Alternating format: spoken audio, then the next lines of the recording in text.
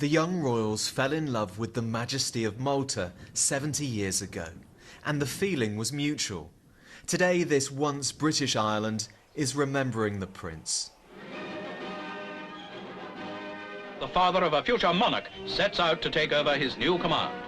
Posted here in 1949, this was to be Prince Philip's last active military service, before his duty became service to his wife.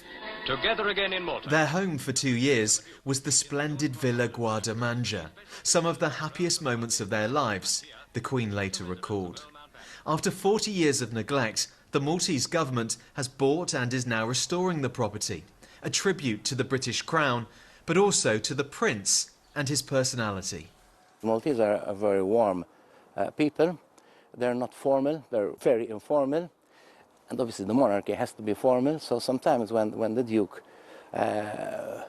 would make a lapsus in his comments and perhaps go a bit too far and receive certain criticism, the Maltese would like this, because they say, see, even the Duke is human.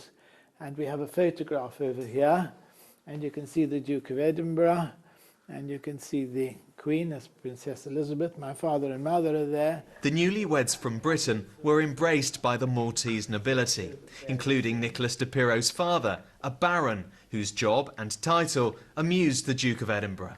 And then he said, by the way, what do you actually do when you're not being a baron?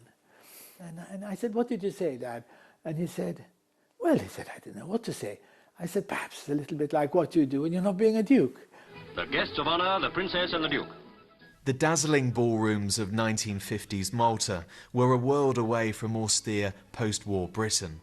This was a couple yet to bear the full weight and responsibilities of the crown. It wasn't just on the dance floor of this grand hotel that Prince Philip made his mark.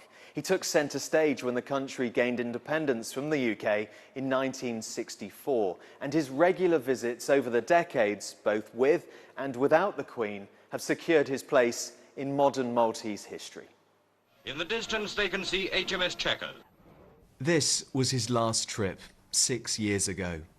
An island of fond memories, now bidding a friend a final farewell. Nick Beak, BBC News, Malta.